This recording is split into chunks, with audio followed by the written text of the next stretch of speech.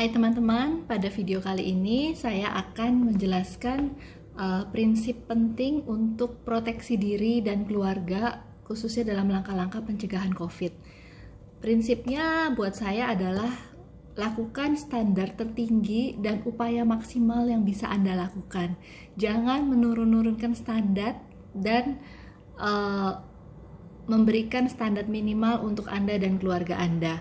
Jadi saya membagi upaya pencegahan dan proteksi diri dan keluarga ini ke dalam dua bagian. Yang pertama adalah upaya perlindungan diri dari dalam, yaitu yang sebagaimana kita tahu antibodi yang memegang peranan penting untuk membuat tubuh bisa melawan daripada bakteri atau virus. Nah, kita juga tahu bahwa antibodi itu yang pertama kita dapatkan pasti dari makanan yang bergizi. Makanan yang bergizi ini yang tinggi protein, kemudian Anda juga udah banyak tahu mengenai banyak macam-macam vitamin, vitamin C, vitamin D juga sekarang sudah populer untuk pencegahan penyakit COVID. Kemudian zinc, vitamin E, dan juga apapun yang bisa Anda lakukan, maunya itu empon-empon, jamu, herbal, itu pun bisa Anda lakukan untuk meningkatkan antibodi. Nah, kemudian yang pasti juga adalah istirahat yang cukup. Salah satu sekarang terapi dari COVID, salah satunya adalah melatonin, yang kita tahu adalah hormon untuk tidur. Jadi tidur yang cukup itu penting untuk kita melindungi diri dan keluarga.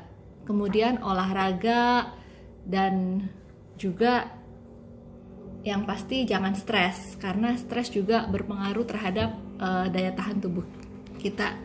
Ada hal yang lain yang bisa kita lakukan untuk meningkatkan antibodi, antara lain juga adalah vaksinasi. Walaupun vaksinasi COVID belum ada, tapi kita bisa melakukan vaksinasi untuk gejala-gejala pernafasan yang lain seperti vaksinasi influenza ataupun pneumonia. Nah, kemudian yang kedua adalah perlindungan eksternal. Anggaplah kita selalu harus berpikir kalau virusnya lebih kuat daripada antibodi kita harus melakukan perlindungan yang ekstra. Jika Anda harus keluar rumah, lakukanlah dengan standar tertinggi yang bisa Anda lakukan. Dulu kita dikasih tahu boleh pakai masker kainnya 2 lapis. Sekarang standar sudah naik, jadi masker kain 3 lapis berstandar SNI. Nah, kalau saya pikir kenapa nggak dari dulu kita sudah pakai masker yang 3 lapis. Di negara-negara lain masker medis pun dibuat oleh pemerintah dan dibagi-bagikan kepada rakyat.